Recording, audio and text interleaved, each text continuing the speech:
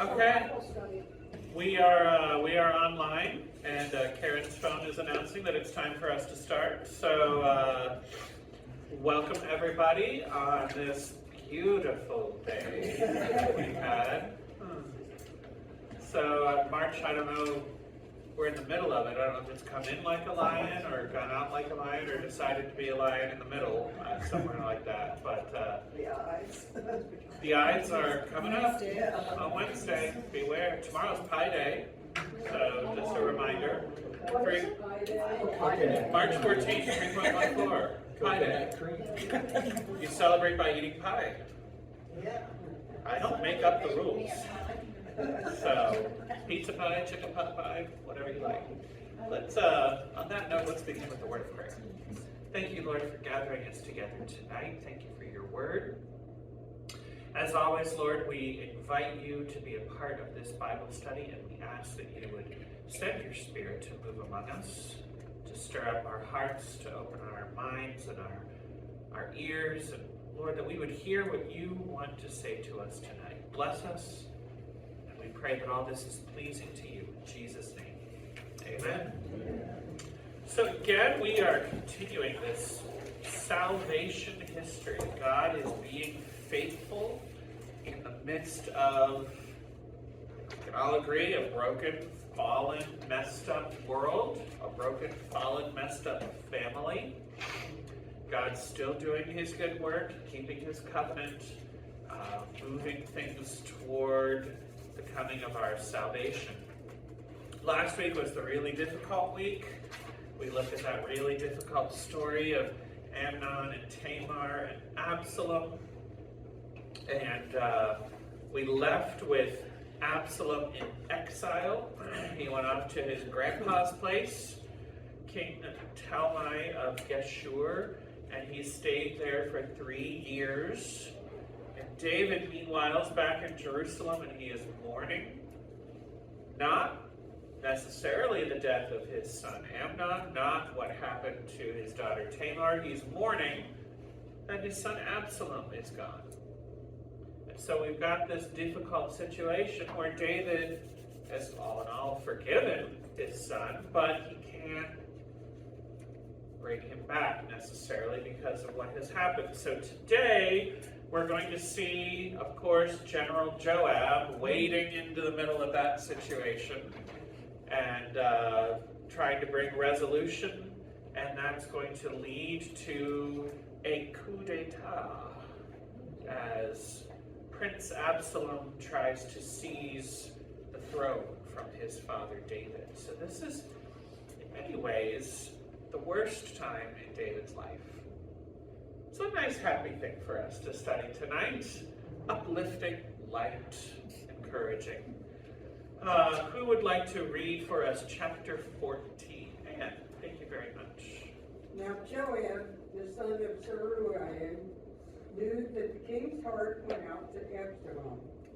And Joab sent to Tekoa and brought from there a wise woman and said to her, "Pretend to be a mourner and put on mourning garments.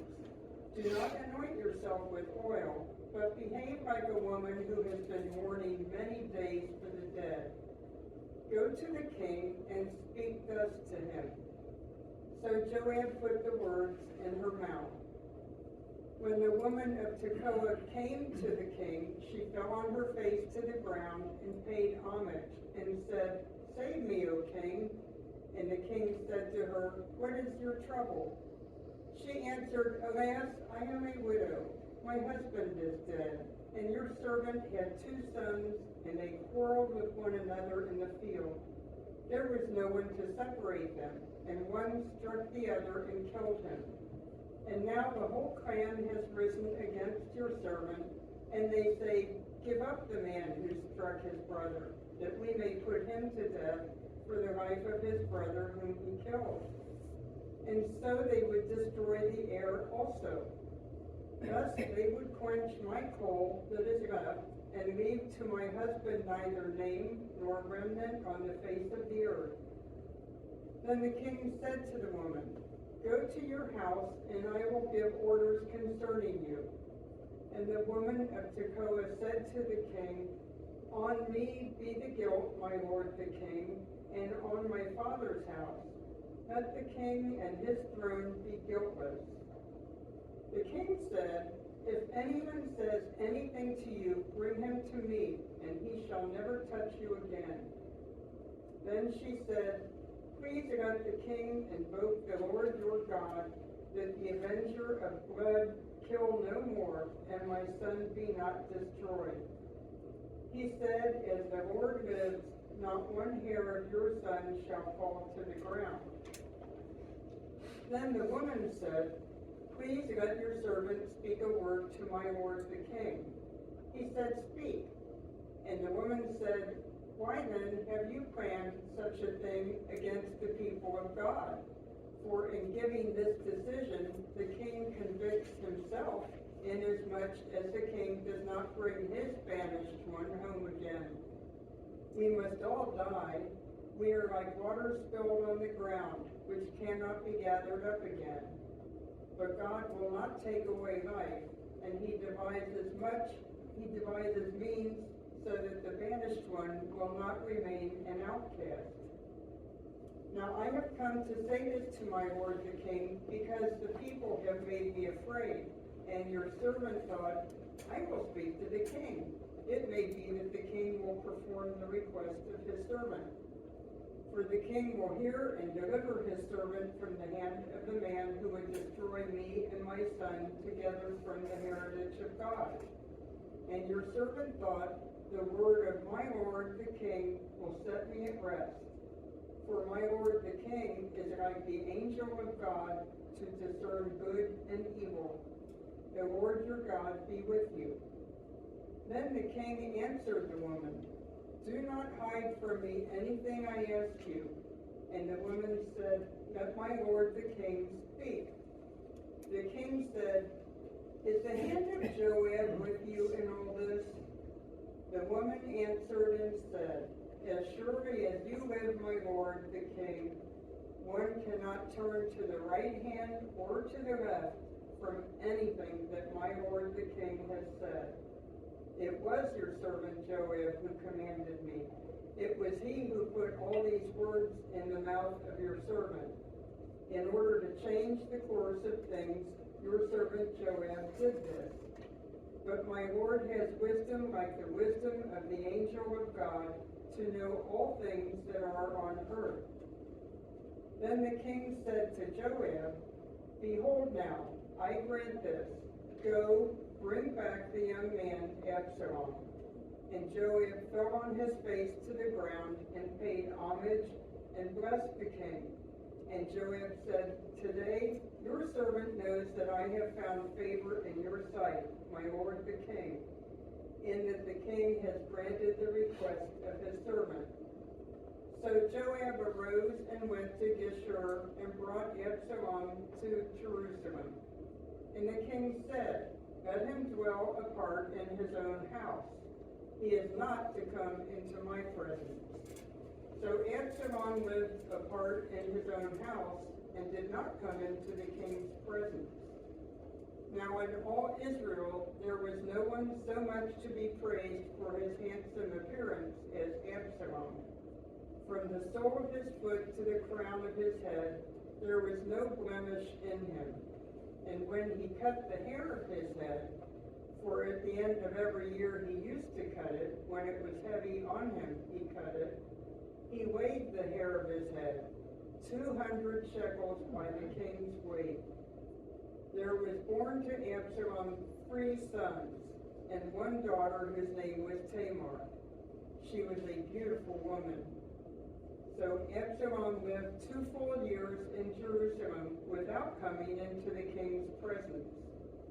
Then Absalom sent for Joab to send him to the king, but Joab would not come to him.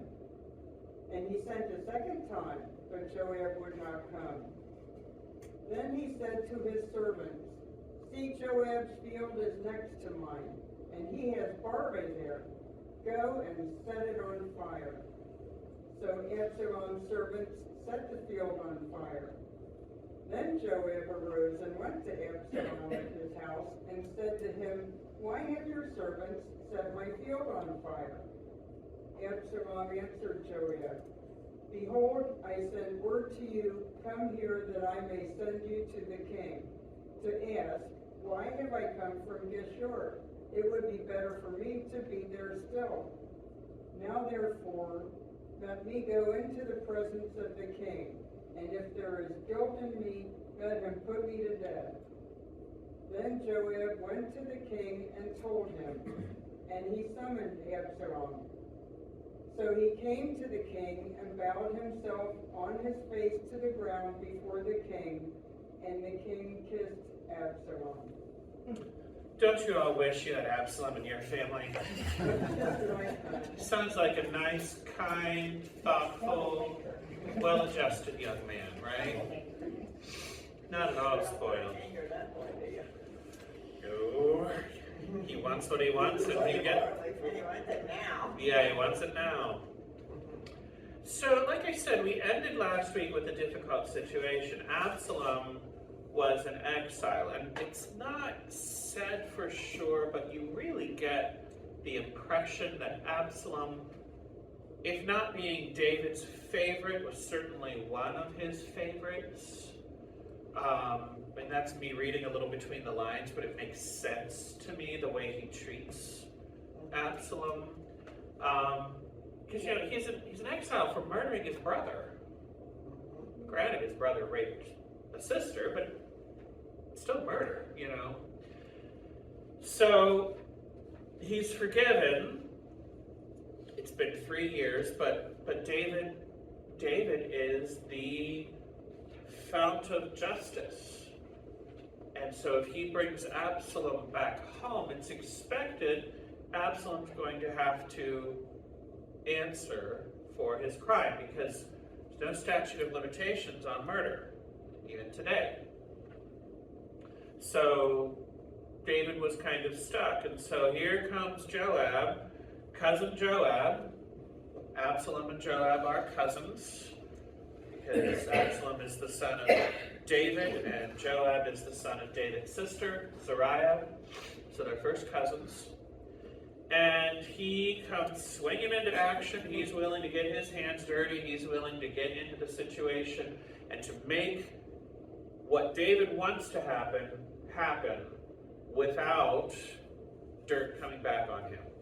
That's what Joab is trying to do here. Now, this is ultimately going to end up blowing up in David's face, but of course it is, because Joab's involved, right? And we've seen that over and over again. Joab, like Absalom, is impulsive. He's a fighter. He wants what he wants. He goes out to get it. And David always seems to trust him and leads to trouble. So, what we saw a couple weeks ago, where David was in difficulty, and Nathan the prophet confronted him and got him where he needed him with a parable. Remember that? With the Bathsheba incident. You are the man. Joab here tries to manufacture a situation like that. He finds a wise woman, and he puts words in her mouth to go and confront the king in a round-the-barn kind of way. She doesn't walk up to him and say, "What's wrong with you, king?" She leads him down the primrose path, ostensibly asking him to rule on a situation in her family, playing the widow in distress card. She pretends she is a widow. She has 2 sons. The sons quarreled with each other, as sons sometimes do, and they get into a fight out in the field. One hits the other, accidentally kills him, and now the whole clan, the whole family, is trying to put the remaining son to death for murder, although it sounds a little like manslaughter, but, who cares about such fine distinctions? And that would leave her desolate. because there would be nobody to protect her, nobody to take care of her, nobody to provide for her. If she needed legal action, there would be no man to go to the courts for her, make sure she gets justice. She would be left desolate. It's a hard luck story. And David, upon hearing the story, has compassion for her. And he agrees to set aside the normal laws, because that's what a judge can do sometimes, is not always apply every law with the same level of strictness, because sometimes there are extenuating circumstances, in which case, who would be the one who would really be punished here? It would be Mama, and she didn't do it. So he agrees to set aside the law, which we find in the book of Numbers, chapter 35, for the good of the family. Now, a lot of people have pointed out this story is not particularly creative or inventive. This is the Cain and Abel story, right? Two brothers go out in a field, they quarrel, one hits the other with a rock, and boom. So, but David falls for it. You know, in that story, God showed mercy as well. Cain was not put to death by God. God was merciful in sending him into exile, actually. Now, we're not entirely sure at what point David realized that all of this is because of Joab. Somewhere along the way, he recognizes his nephew's fingerprints on all of this. But this woman plays her part perfectly. She gets David to rule mercifully toward the son who murdered his brother. And then, once he's said that, once he's committed himself verbally, then she reveals her true purpose. Verse 13, why then have you planned such a thing against the people of God, against me and my people? For in giving this decision, the king convicts himself, inasmuch as the king does not bring his banished one home again. So you were willing to be merciful in my situation. Why are you not willing to be merciful in your own family and our family as well, the royal family? Because at this point, at least by birth order, Absalom is the oldest prince. And it looks like, although we know Solomon is going to be the next king, but at this point, it kind of looks like Absalom is going to be the next king, and he's in exile, and you're not allowing him to come home. And so what's going to happen, O king, when you die? There's going to be a big crisis, blah, blah, blah. If you're willing to be merciful for the sake of my family, why aren't you willing to be merciful for the people of Israel for the sake of your own family? You're going to snuff out my only coal, my hope.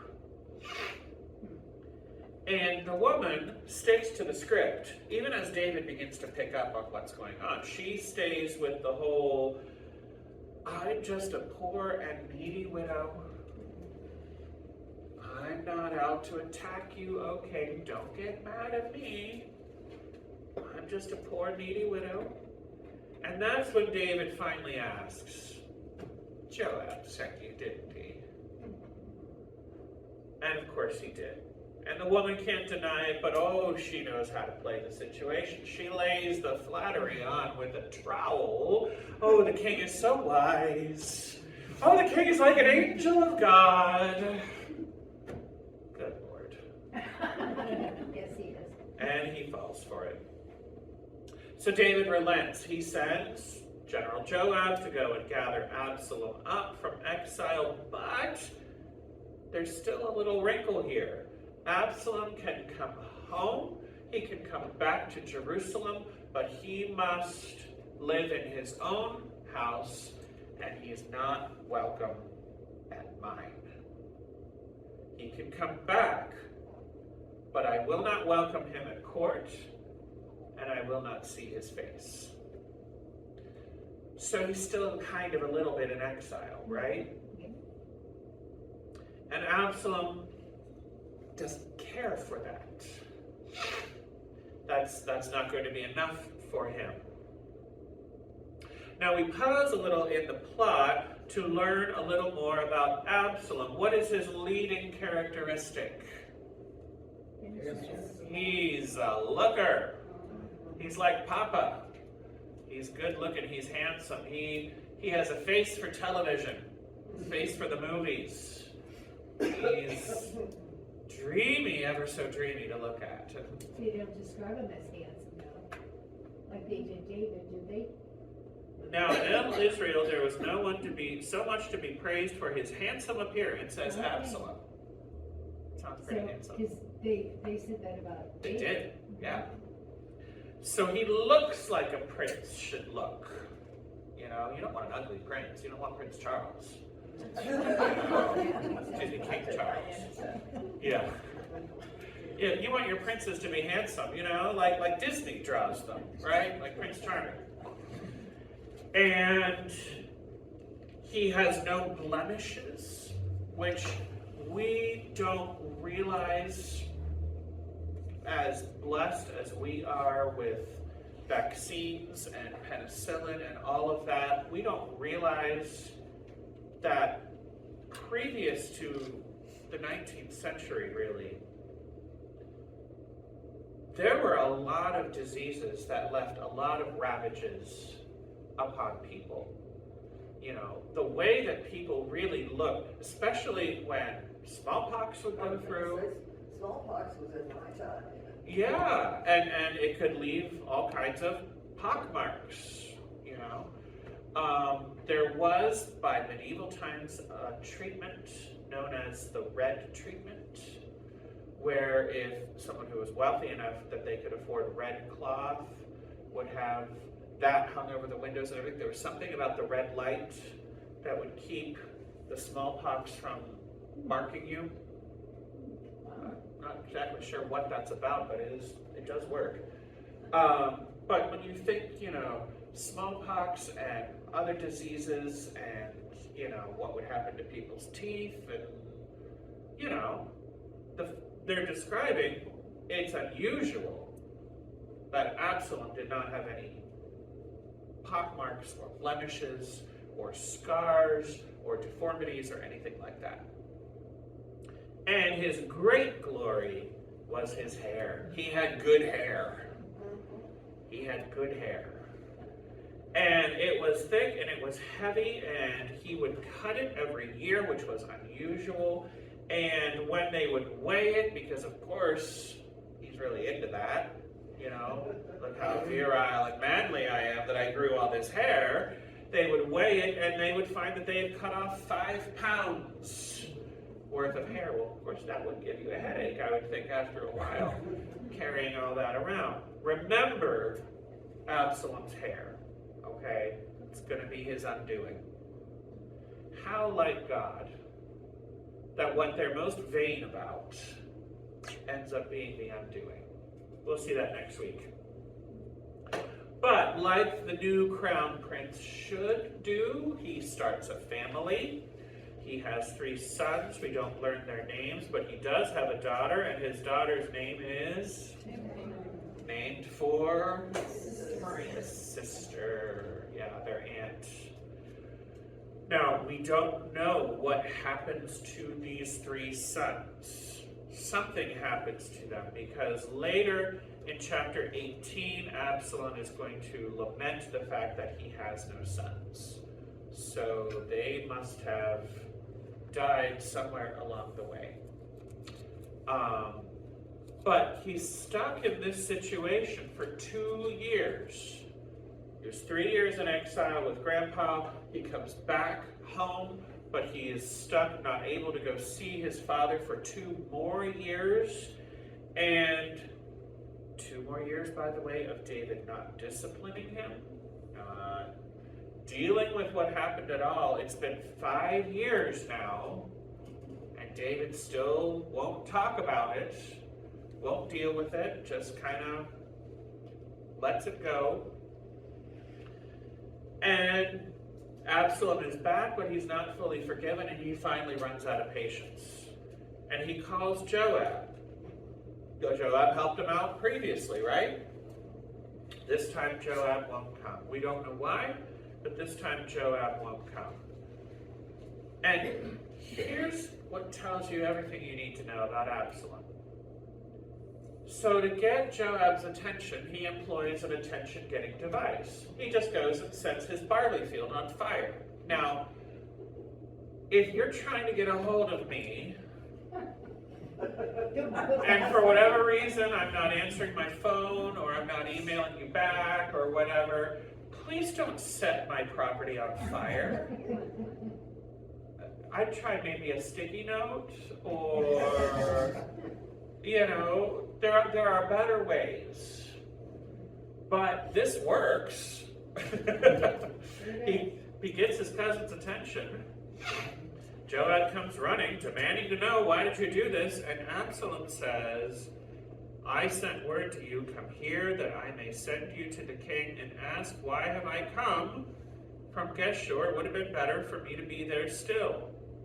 Now, let me go into the presence of the king.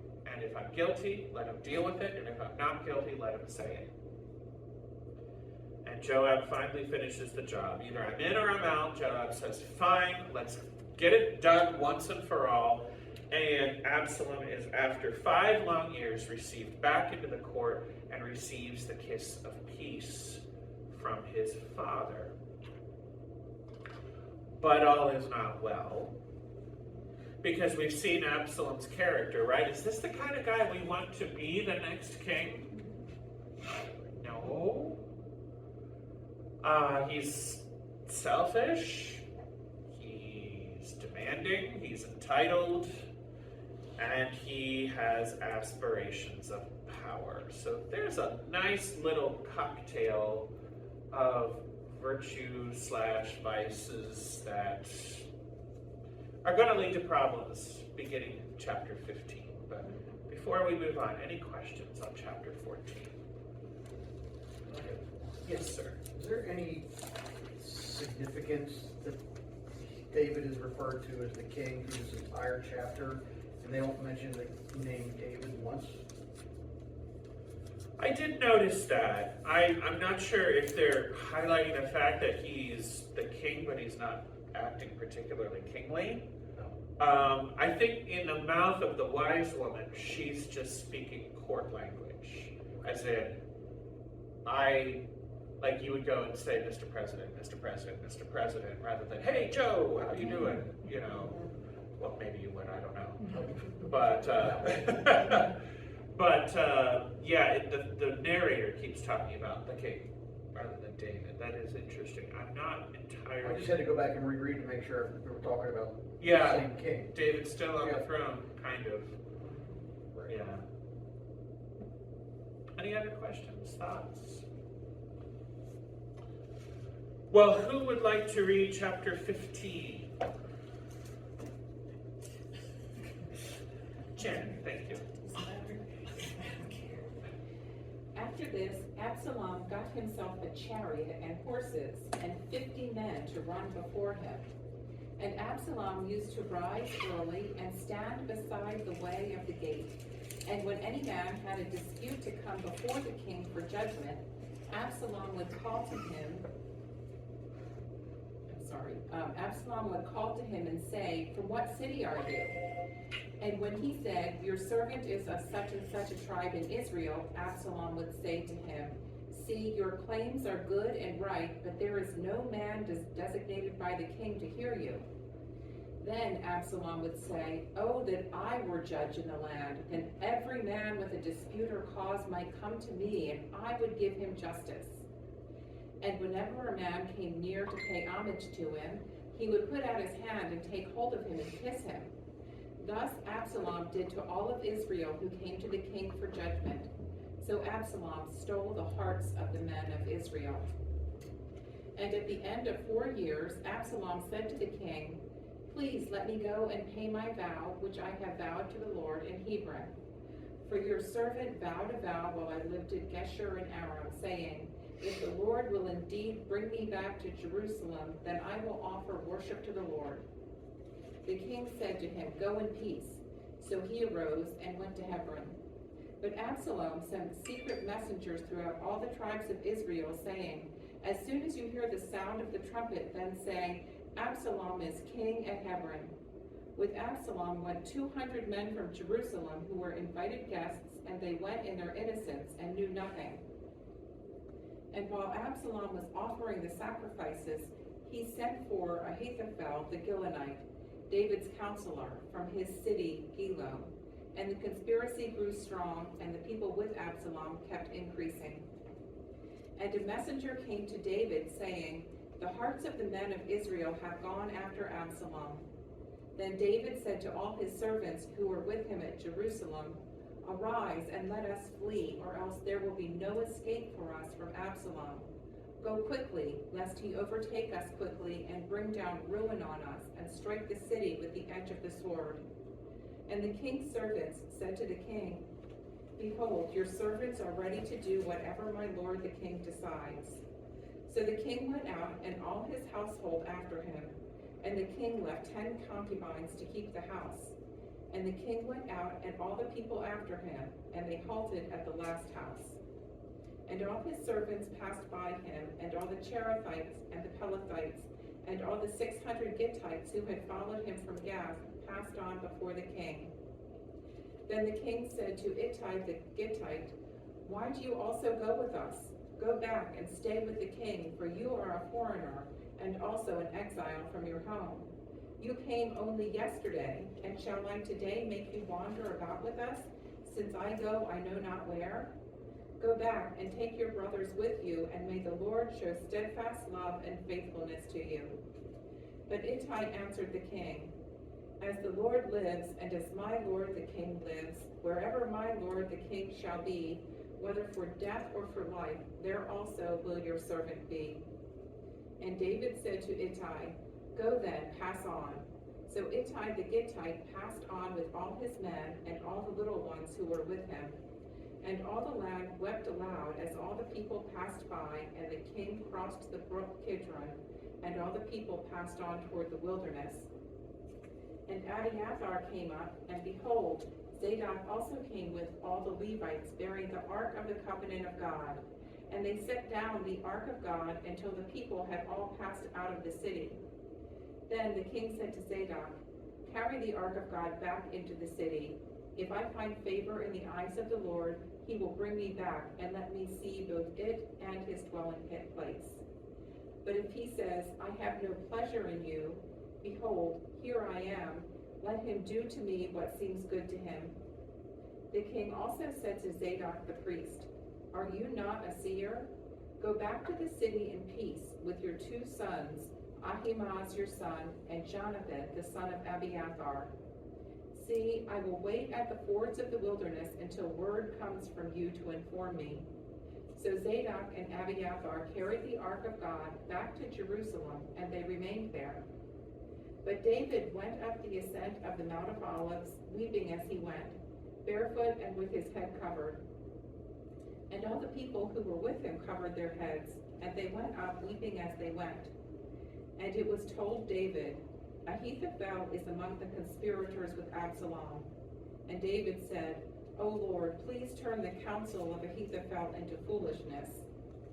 While David was coming to the summit where God was worshipped, behold, Hushai the Archite came to meet him with his coat torn and dirt on his head. David said to him, if you go on with me, you will be a burden to me. But if you return to the city and say to Absalom, I will be your servant, O king, as I have been your father's servant in time past, so now I will be your servant, then you will defeat for me the counsel of Ahithophel. Are not Zadok and Abiathar the priests with you there? So whatever you hear from the king's house, tell it to Zadok and Abiathar the priests. Behold, their 2 sons are with them there, Ahimaaz, Zadok's son, and Jonathan, Abiathar's son, and by them you shall send to me everything you hear. So Hushai, David's friend, came into the city, just as Absalom was entering Jerusalem. Okay, we'll stop there for today in the middle of the story. But thus begins what is usually referred to as Absalom's rebellion. That'll take us actually all the way through chapter 19. It's quite a long story. Now, I included for you 2 pages from one of the commentaries. I have loved this particular commentary. I've read it every week. It's by a gentleman named Peter Leithart, and he gives a theory, if you read through it, that if you look on the second page on the back, all of this is happening, if you follow his logic, in the last year of David's life. So David would be around 70 years old as this is happening, and he would be older and quite weak for the day. He would be quite old. And you were asking about this earlier, that David just kind of seems very passive and is just letting things happen and not responding and what's going on. You can read through the explanation, and that footnote on the second page also gives some of the reasoning of why this might be true. I'm not saying I totally, completely believe this, that I'd go to court and swear on it, but it's very interesting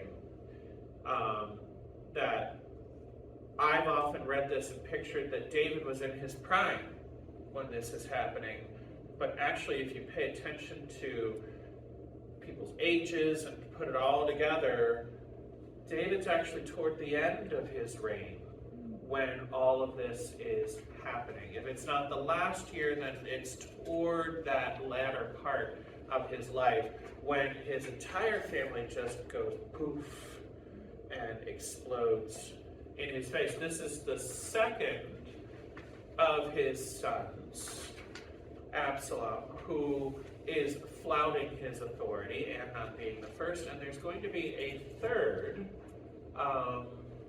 We read about it when we looked at 1 Kings. It's the first chapter of 1 Kings. David is dying, Solomon is about to take the throne, but there's another son, Adonijah, who tries to seize the throne instead. And Joab is actually behind it. Shocker, shocker. So we get another glimpse in Absalom's character. He got himself a chariot and horses and 50 men to run before him, because that's not showy and vain at all. You know, he got himself a cherry red Corvette convertible with a big spoiler on the back and tricked out wheels and a radio that you could feel the bass pounding through you. And he drove it through all the streets of Jerusalem and took out billboards with his picture on it. You know, this is what Absalom is doing here. The principle being, if you want people to think of you as a king, then you better start acting like one. And that's what he does. Today, you know, he would take out ads on TV, and he'd pay for ads to come up while you're watching YouTube, and, you know, he would do puff pieces with the journalists and all of that to get name recognition. He's doing everything he can so that when people see Absalom, they think king. He's doing a public relations campaign. Now, the problem is, according to Deuteronomy 17, the king is not supposed to have a lot of horses and things like that. David and Saul never had a chariot. He's the first to get himself a chariot. That's the latest in military technology. It would be like, you know, he got himself a tank or an intercontinental ballistic missile. You know, he got the latest in technology. Psalm 20, didn't we memorize this last year? Some trust in chariots and some in horses, but we Did the pastor's heart good. Well, it's hard to go any other way. It was a bit of a Sunday school softball answer, but don't take that away from me, Christine, okay? I mean, that would be the natural reaction, right? You're gonna rain all over it, aren't you? At least for us, right? Okay. So he's exalting himself. He's chasing after, grasping after the office of king. Even Saul didn't do this. You know, Saul had to be, remember, he hid among the baggage. They had to go look for him before he would be crowned king. Now, he grasped onto it and held onto it when God said it was no longer rightfully his. In many ways, David's still being David, and Absalom is now being the new Saul, in a way. But he's acting in ways that even Saul didn't act. He's seeking after, chasing after the power and the authority of the king. And he's showing discontent among the people. People would come because they had a claim they needed settled, a case that they needed to take to court. You went to the city gates. That's where the courts were because it was open in front of everybody. The elders or the king would sit there to listen to your case. Rather than in a courtroom, that's where it happened. And so Absalom planted himself there at the city gates, and he said, oh, you've got a case to try? Oh, if only there were somebody to hear your case. If I were king, oh, I would hear your case so hard. Oh, I would hear it like nobody's business. I would give you justice, but there's nobody today to give you justice. Oh, if I were running things, let me tell you, I would fix all the problems that we have in the land, because we hear this every 2 years, right? Vote for me and there'll be a chicken in every pot. And he stole the hearts of the people of Israel. They followed his lies and his propaganda, which tells you they were already a little discontent, right? Which would make sense if David were getting older and were not quite able to be as strong and powerful a king as he was in his prime. So Absalom has done his homework.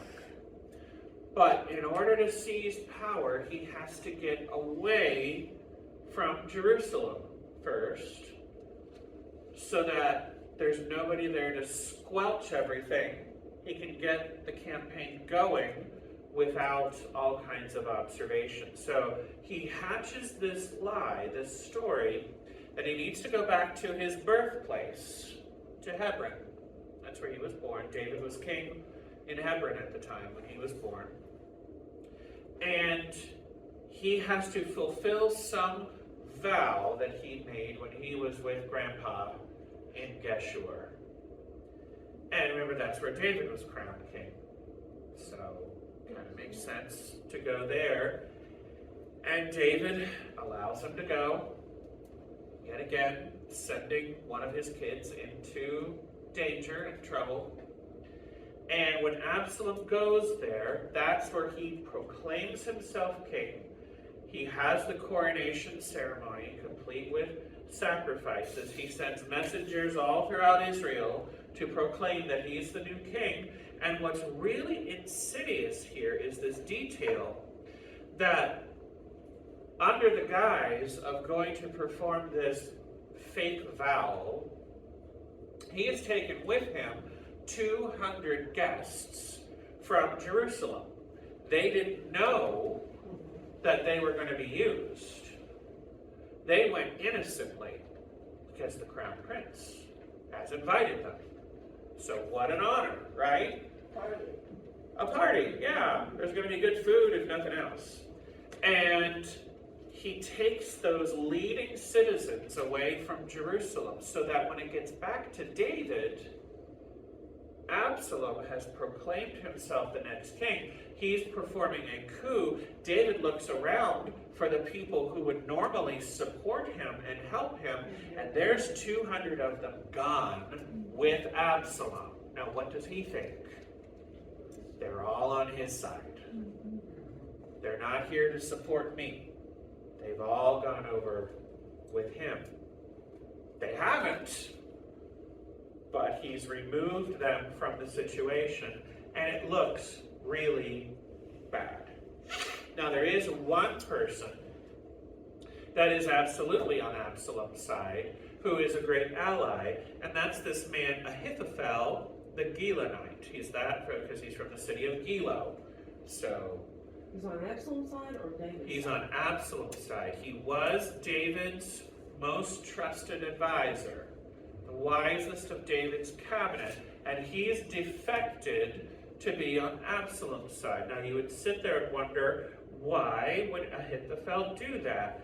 And then if you start looking at some of the other bits of information we're given throughout this book, you put together that Ahithophel's granddaughter is a woman named Bathsheba. Have we put together why he might not be the happiest camper with King David? And why, when there's an opportunity to bring him down, why he might be willing to jump ship? Yeah, it's a soap opera, folks. It's a soap opera. Well, maybe he did indeed see that David was declining and that it was maybe going to happen soon. There might be some that, And he's hey, positioned himself in a good spot. if this is what's going to happen, if he's going to become the next king, I better make sure I'm on the winning side. Exactly. That there's a lot of those. So David hears what's going on. Verse 13, a messenger came saying, the hearts of the men of Israel have gone after Absalom. And he decides to run. He decides not to stay and fight. A possible set of reasons, we're not told reasons, but some possible reasons may be, he may have thought he wasn't going to win. I mean, that's the most obvious. He may have thought, okay, They're all on his side. they're all on his side. I better get out of here. He may have recognized that even if he did stay and fight, it's going to cause a lot of damage. And I don't want to do that. You know, because they're going to come and they're going to attack Jerusalem, right? The city that he has built. His legacy. Do I want all this destroyed just to hold on to the throne for who knows how much longer? You know, it may be, this was one that makes sense to me, he doesn't have the heart to attack his own son. You know, that's Well, it's probably A, B, and C. probably all of the above. Yeah, we're going to see as this story comes to an end, David still has a heart for the son that wanted him dead. And lastly, he very well may recognize, you know, God told him these bad things are going to come because of what you did. He may have, and he even later says it, if this is God's will, then so be it. You know, if this is God's will, I ain't going to change it. And so we see him half accepting what's happening. At least, I'm not going to stay and fight. Now, he does some work to position himself in a good place, we're going to see. But he doesn't stay and fight. By the way, when you go home and you turn, I should have marked it, I'm sorry, to Psalm 3, the title here, A Psalm of David when he fled from Absalom, his son. Actually, it's short, I'll read it to you. O Lord, how many are my foes? Anybody ever feel that? Many are rising against me. Many are saying of my soul, there is no salvation for him in God. But you, O Lord, are a shield about me, my glory and the lifter of my head. I cried aloud to the Lord, and he answered me from his holy hill. I lay down and slept. I woke again, for the Lord sustained me. I will not be afraid of many thousands of people who have set themselves against me all around. Arise, O Lord, save me, O my God, for you strike all my enemies on the cheek, you break the teeth of the wicked. Salvation belongs to the Lord. Your blessing be on your people. What is Selah? Is that like Shalom? We don't know. It is related probably to the word shalom, which makes the number one theory is it's a musical term, because these were to be sung. And Salah meant pause, stop singing, and let the music play. So a quiet, a peace, a shalom. We just don't know, but they leave it in because it's in the original, and we just, it's part of what was written. But it's probably a poetic term or a musical term, whether it means repeat, get louder, stop singing, pick up the tambourine and start playing. I don't know. Yeah, probably not the tambourine part. So we have here David not wanting to fight back, but he doesn't want to die either. I mean, he doesn't just stay there and wait to be captured. He does gather up his entourage and heads out of Jerusalem. Now, there's a little detail that again is going to come back. He leaves 10 concubines to look after the palace. In other words, a non-threatening presence. You don't need to attack Absalom.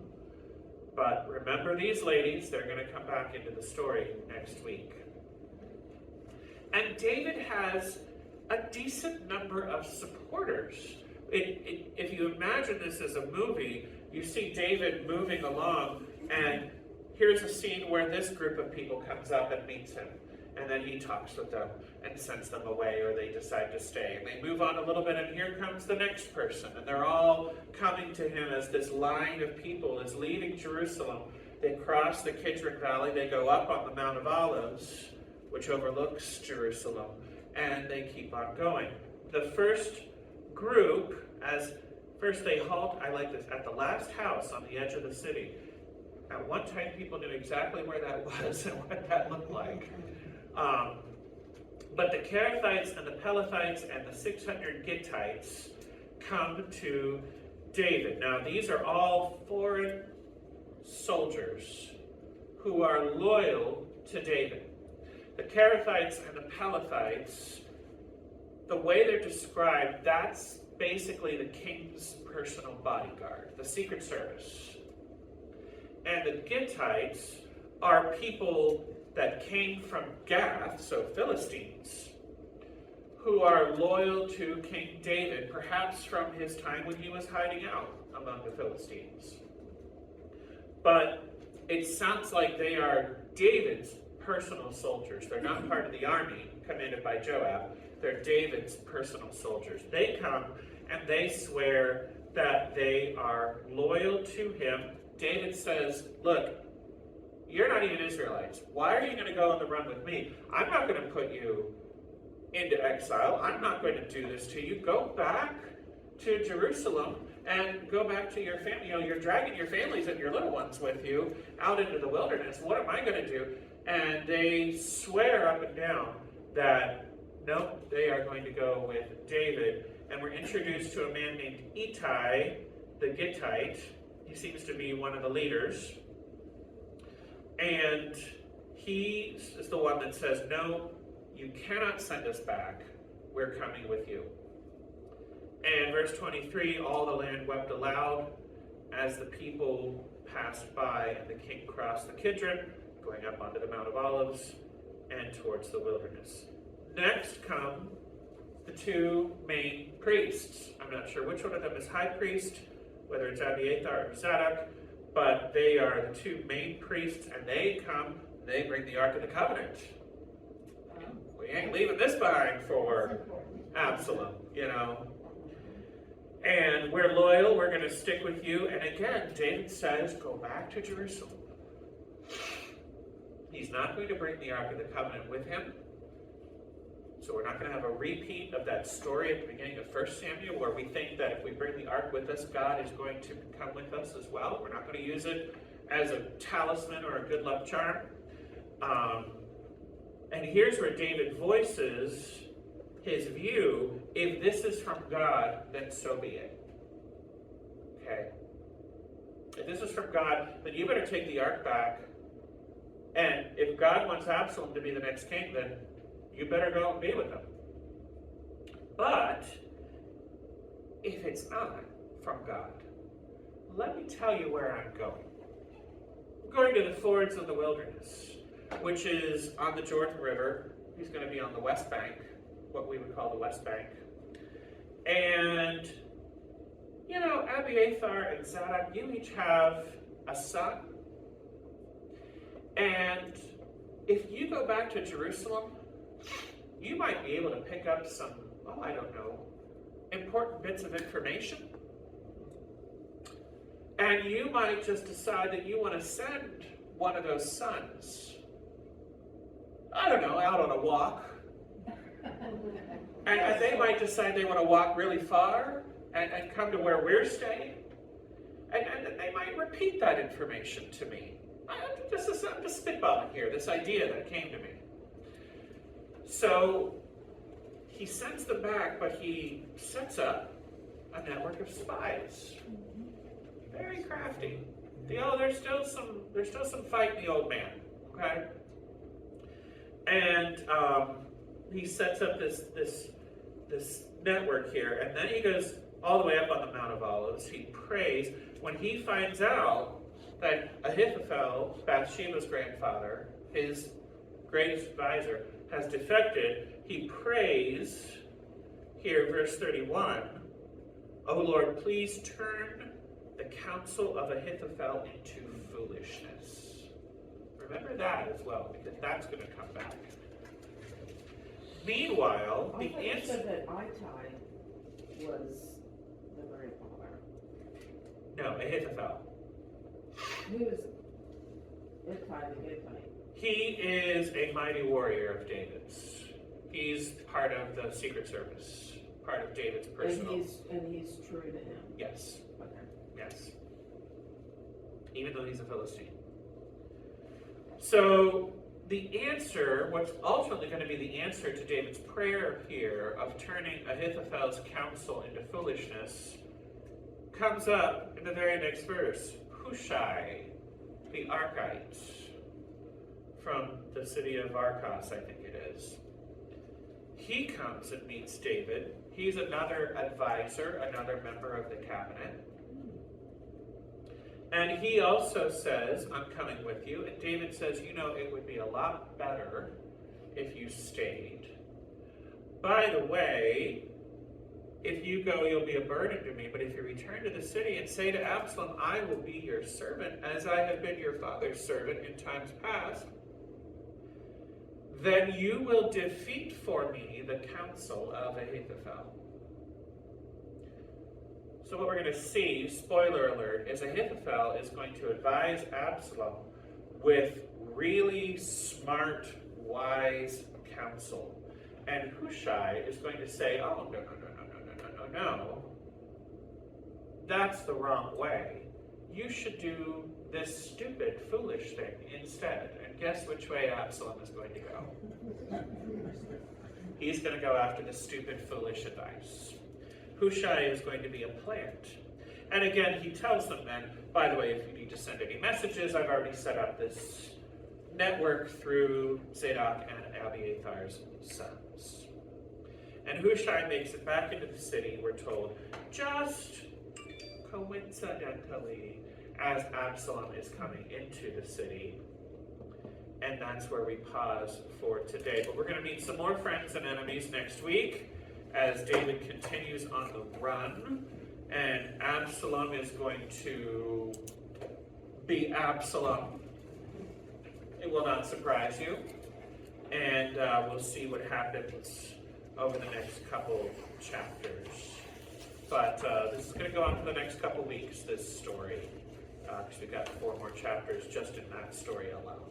So, yes? So did he always plan to go to the West Bank? Does he have a camp or something there that he had a destination in mind and that there's already provisions there, or? I don't know the answer to that.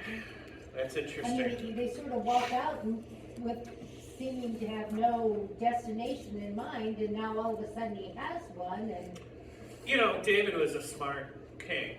I'm sure he had fortifications in different places. in different places, ready Well, they for. had the caves and everything way back. Right, and he's conquered a lot of territory and he's been to war a lot, so I bet he had various camps that were fortified and had provisions and all of that.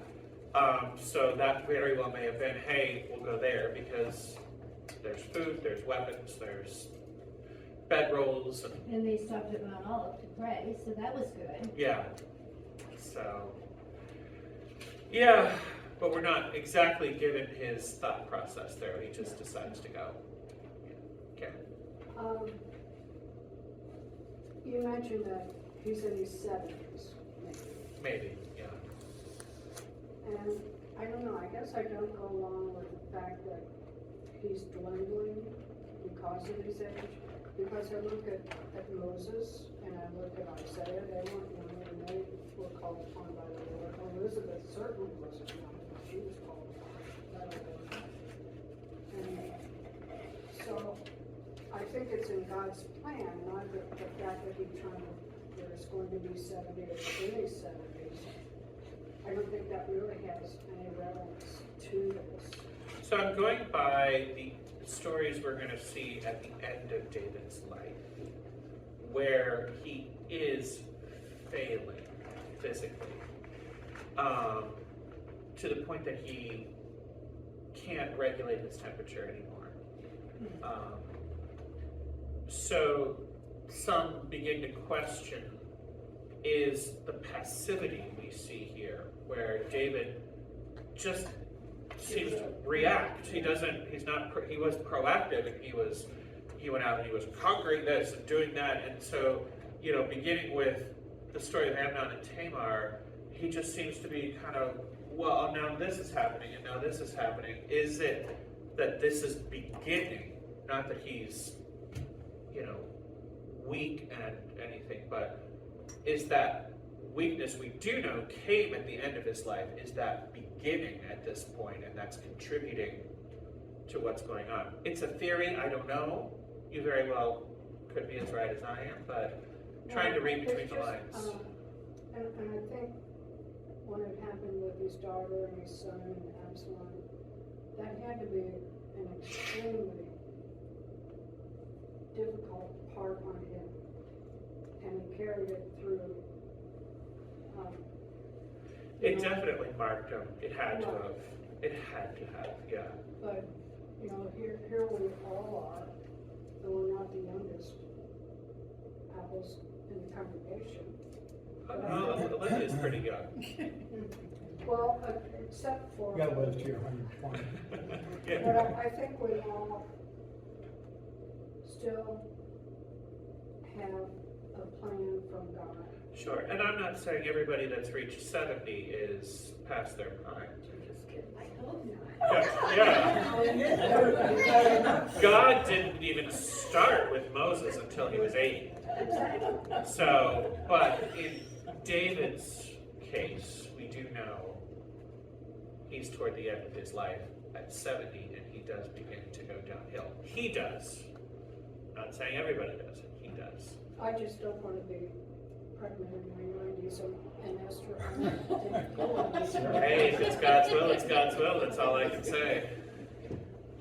If you go way back to the spring when kings go out to battle and he didn't go because he had other things on his mind, did he ever actually lead the army again, not counting Joab sending to him at Rabbah to say, if you don't come to claim the city, I'm going in. That's the last story we have, I think.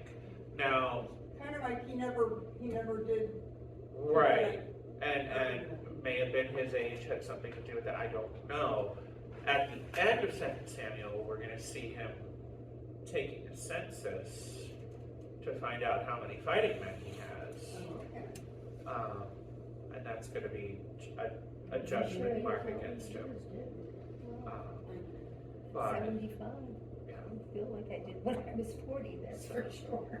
What was that? I said at 75, I don't feel like what I was at 40. So I can see where he might be slowing down a bit. Yeah. Yeah. Doesn't throw that slinging stone in the same Yeah. way he did when he was a youth. So, any other thoughts or questions? Yes, Linda? In verse 18, there were 3 groups of people mentioned. Were they all part of his personal bodyguards, or was it just? So the Kerethites and the Pelethites, I've always seen those two terms together. I don't know what separates a Kerethite from a Pelethite, but whenever they're mentioned, they're usually referred to as kind of his bodyguards, his protection. The Ittai the Gittite and the 600 Gittites, from later passages, again, we're kind of reading between the lines here, that's kind of like his personal soldiers that are not part of the army. And so because they're not Israelites, they're not caught up in some of the family dramas and clan dramas and all of that. They're loyal to David and to David particularly. So, yeah. Are Good some of question. those clans still around?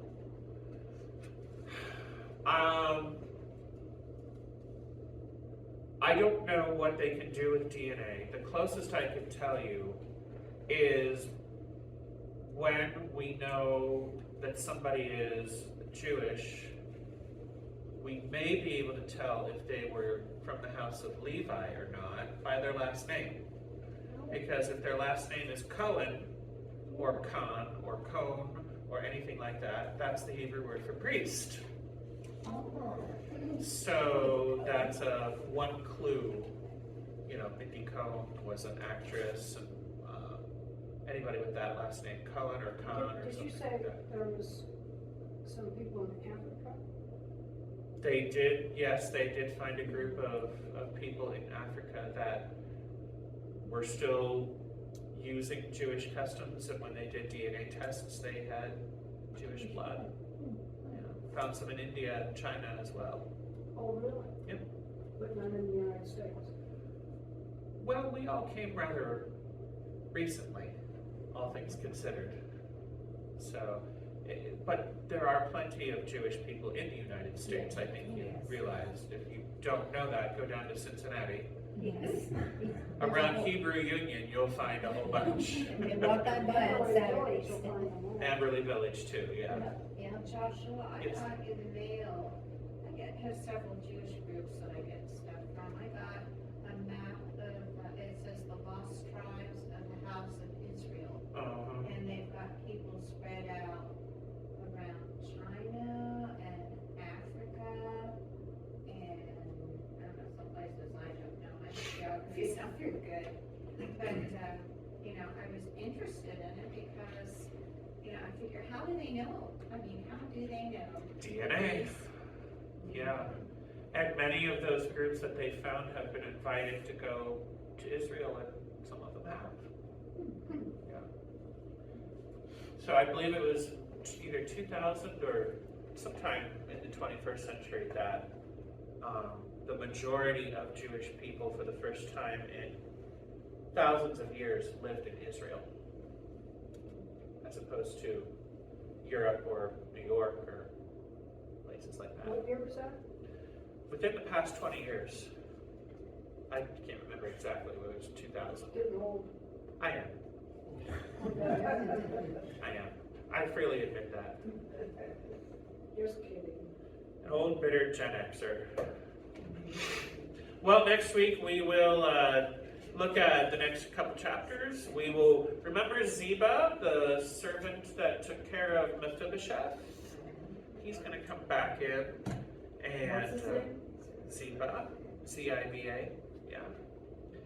And we're going to see how the pieces that were placed in different parts of the board are going to begin to do their work. So let's close with prayer. Thank you, Lord, for all your blessings. Thank you that, as David says, you are our shield. You take care of your people, that because you are in charge, we can lay our heads down and sleep in peace, trusting that you are still keeping the earth turning and still making sure that things are happening the way they're supposed to happen. Give us strength, give us courage, help us to follow you and to shine your light, and gather us together next week in Jesus' name. Amen. Thank you all for Is coming. Sandra all right? Yeah, she's out.